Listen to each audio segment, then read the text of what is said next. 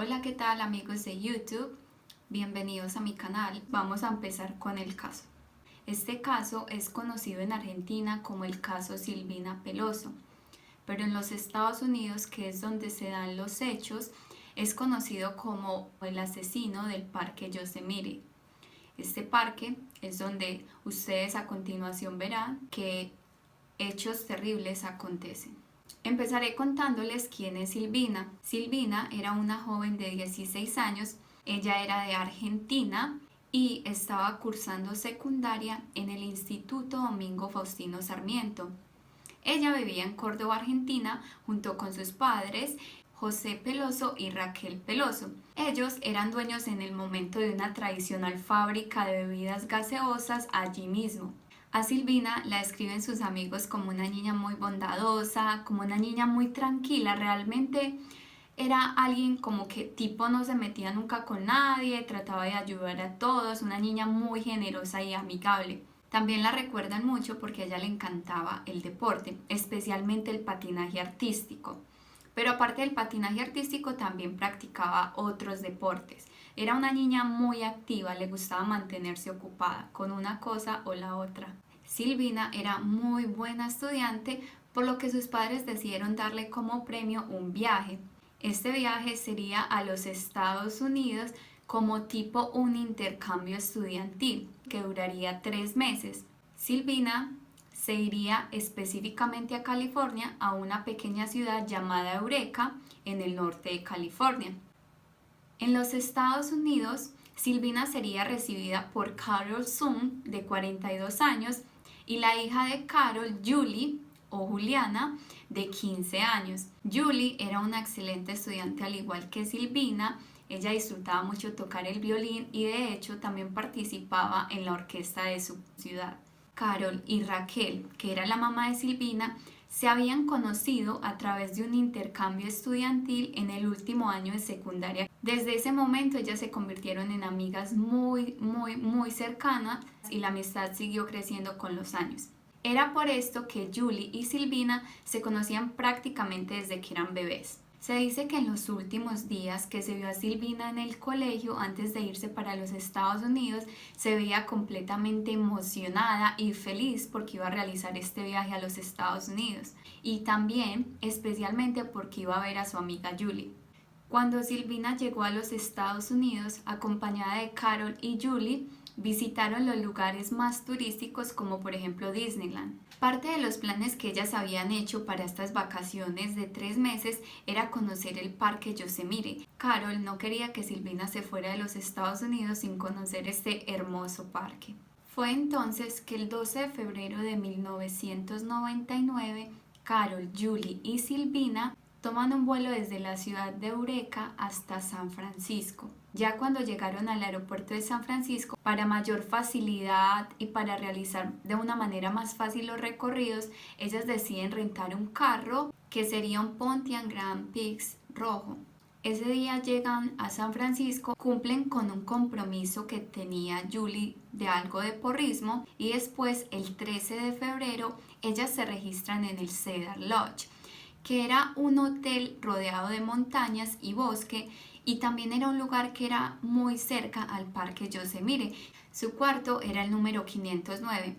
En esta habitación tenían una ventana con una vista espectacular, hermosa, donde podían ver el bosque y bueno, toda la naturaleza alrededor. Al día siguiente de que ellas llegaron al hotel, empezaron con su recorrido, empezaron a conocer los lugares alrededor, estuvieron también, por ejemplo, patinando sobre hielo y de hecho también hay unas fotos de esos días. Hay, por ejemplo, una foto donde se ve a Carol y Julie y en la parte de atrás se ve el río Merced, en el cual se supone que estuvieron el 14 de febrero. También hay otra foto en la que se ve Julie y Silvina muy felices, muy sonrientes. Bueno, es aquí donde empiezan a pasar las cosas extrañas. Tenemos que el 15 de febrero se tiene registro de las 3 mujeres en el restaurante del hotel, del Cedar Lodge.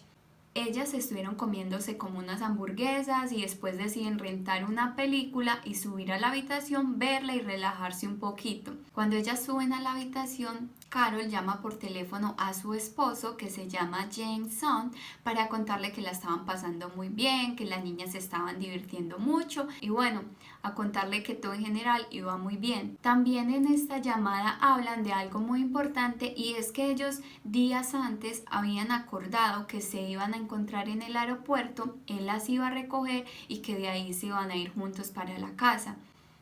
Hablaron esto, pero bueno, la llamada en general no dura más de 4 minutos. Y desafortunadamente, por los hechos que narraré más adelante, esta sería la última vez, y sin saberlo, que Jameson escucharía la voz de su esposa.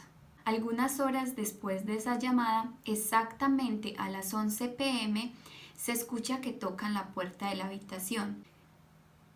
Carol, un poco extrañada de que estaban tocando la puerta a esa hora, ella no estaba esperando a nadie, se dirige a ver quién está tocando, pero en vez de abrir la puerta, ella lo que hace es que abre la ventana, y a través de la ventana es que habla con la persona. En el otro lado de la puerta se ve un hombre, muy amable por cierto, y con una voz muy cálida. El hombre le hace saber a Carol que es un trabajador del Cedar Lodge y que desde la administración lo habían mandado para arreglar algo en el baño, era como una filtración de agua o algo así. A Carol se le hace súper extraño que desde la administración estén mandando a alguien a las 11 de la noche a arreglar algo en el baño, por lo que ella le dice que no lo va a dejar entrar. El hombre, con una voz muy tranquila y muy amable, como siempre se ha mostrado, le dice a Carol que no hay problema, pero que él la tiene que ir a reportar a la administración y decir allá que ella no lo está dejando entrar a la habitación, hacer la reparación que se necesita, y que él está seguro que cuando él vaya a la administración, que de todas maneras el administrador lo va a hacer volver a subir, a tocarle la puerta y a decirle que necesita arreglar eso, como diciéndole no hay opción, es que es algo que se tiene que hacer esta noche. Por lo que después de pasar unos minutos, él logra convencer a Carol, el hombre entra, va directamente al baño y allí empieza a hacer su supuesta reparación. Algo curioso, este hombre que trabajaba en mantenimiento en el hotel llevaba consigo un pequeño bolso, lo que uno pensaría que es el kit de reparación que cualquier plomero llevaría. Sin embargo, lo que nadie se imaginaba es que este hombre en ese morral llevaría cosas totalmente diferentes a lo que se necesita para una reparación. Lo que este morral tenía eran sogas, cinta, un cuchillo grande y una pistola. A este punto, el hombre todavía está en el baño haciendo su supuesta reparación, mientras que las niñas siguen viendo la película que habían rentado y Carol está leyendo un libro. Después de un rato, este hombre sale del baño y empieza a apuntarles con un arma. Para calmarlas les dice que solamente las va a robar, entonces les dice que se acuesten en la cama boca abajo y él procede a atarlas y a taparle la boca. Sin embargo, pronto ellas se dieron cuenta que las intenciones de este hombre eran mucho más oscuras. Este hombre procede a encerrar en el baño a Julie y a Silvina. Mientras que las niñas están en el baño, él empieza a atacar a Carol. Él ataca estrangulándola con una de las sogas que tenía en el morral, hasta causarle la muerte. El hombre, quien sería después identificado por las autoridades como Cary Stayner, dice crudamente en una de sus confesiones que nunca se imaginó que estrangular a alguien fuera tan difícil, que estrangular a Carol le costó casi 5 minutos. No es tarea fácil, dice él. Después de causarle la muerte a Carol, el hombre toma su cuerpo y lo lleva hasta el carro rojo que ellas habían rentado en el aeropuerto. Allí deposita el cuerpo en el baúl y vuelve a la habitación 509. Estando nuevamente en la habitación, él saca a las niñas del baño y las obliga a acostarse en la cama, donde después él procede a cortar sus prendas con el cuchillo que había traído y a forzarlas a realizar actos sexuales. Silvina Peloso, en medio del pánico y de la desesperación que estaba sintiendo por obvias razones, no puede parar de llorar, por lo que Cary Stayner, exasperado con esto, la lleva al baño y allí procede a estrangularla en la bañera. Después vuelve a la cama donde se encuentra Julie y comete nuevamente actos sexuales contra ella. En medio de todo esto que está pasando, Julie le dice que necesita ir al baño, entonces lo que hace Cary Stayner es que la lleva al baño de la habitación del lado. Un dato importante en este punto de la narración es que este crimen ocurrió el 15 de febrero de 1999.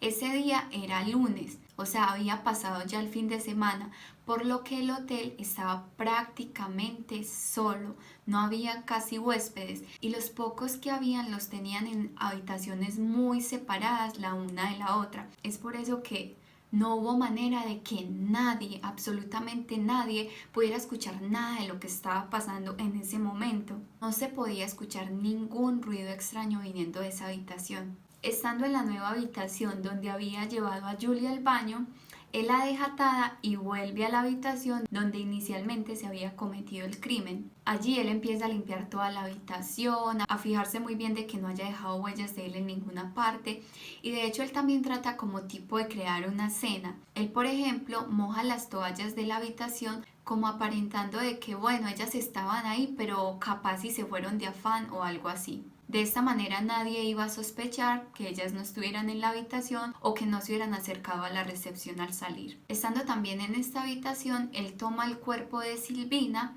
lo lleva cargado en los hombros hasta el carro rojo y allí lo pone en el baúl junto con el cuerpo de Carol. Cary Stayner vuelve a la habitación donde había dejado a Julie. Allí le pasa una sábana blanca, la ayuda a que se envuelva en ella y salen de la habitación. Se van al carro rojo y allí simplemente él empieza como a conducir alrededor. Julie intenta mantenerse muy calmada y de hecho se sabe que Julie intentó como tipo ponerle conversación a este hombre diciéndole que se llamaba Sara. Llevan aproximadamente 2 horas manejando y paran en un lugar que se llama la Reserva de Don Pedro. Allí él la saca del carro y carga a Julie en los hombros y mientras caminaba le empieza a decir que ojalá él pudiera quedarse con ella, que ojalá hubiera un lugar donde él pudiera guardarla a ella, donde él pudiera conservarla. Después él la pone en el suelo, abusa nuevamente de ella y después procede a peinarla. Él empieza a peinarla de una manera muy delicada, muy suave, y el peinado que le hace es una cola de caballo. Unos segundos después, él la jala de su cola de caballo, le pone la cabeza hacia atrás, le dice que la ama profundamente y procede a cortarle el cuello con un cuchillo. En una entrevista con la policía, Cary Stayner dijo que él le cortó el cuello a Julie que porque no quería que ella sufriera de la misma manera que había sufrido Carol y Silvina. O sea, tras de asesino descarado. Bueno, después de este monstruoso asesinato, Cary Stayner sigue manejando el carro aún con el cuerpo de Silvina y Carol en el baúl. Él decide parar en un camino muy pequeño y muy aislado que quedaba cerca a un pueblo llamado Mewood.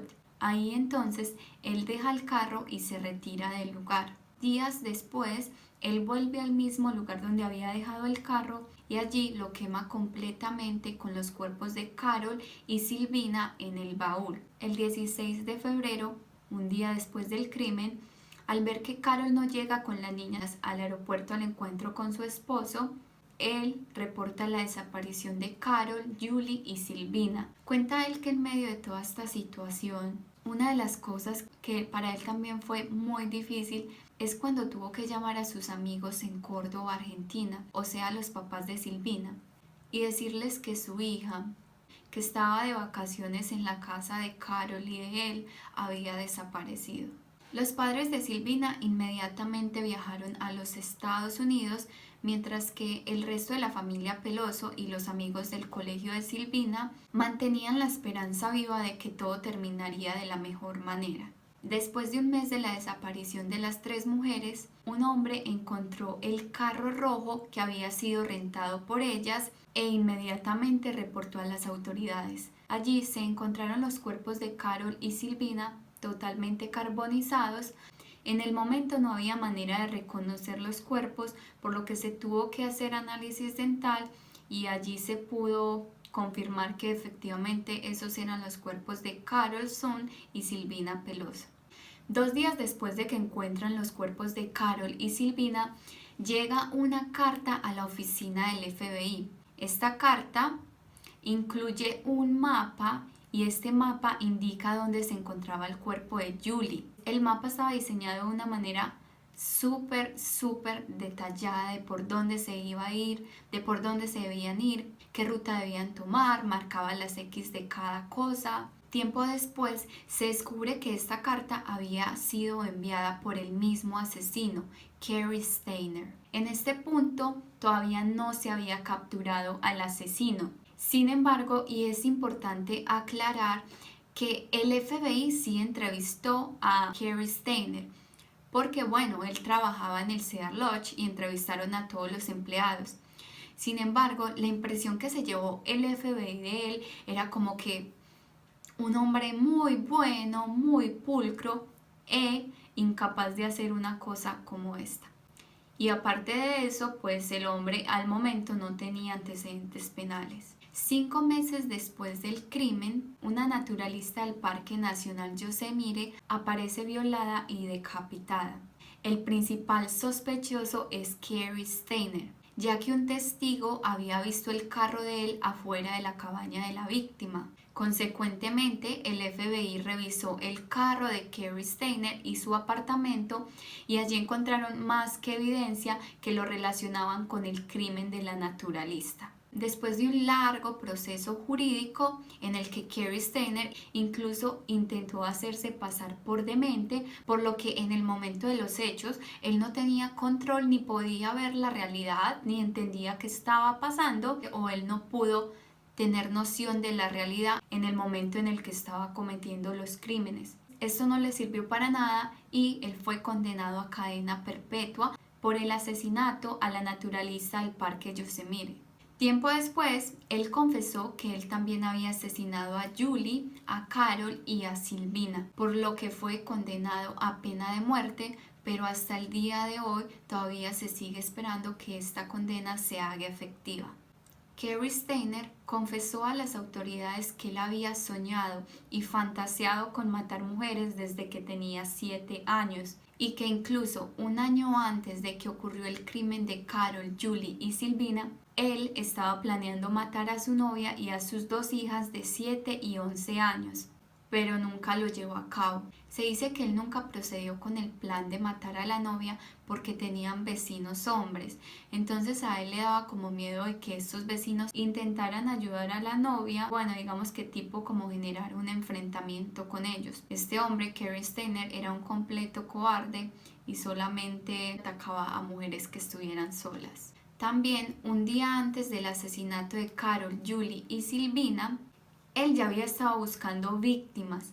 Todo el día anterior al asesinato, él había estado andando alrededor del hotel, mirando como que mujeres estaban solas o así, y ahí fue donde vio a 4 mujeres que estaban en un jacuzzi.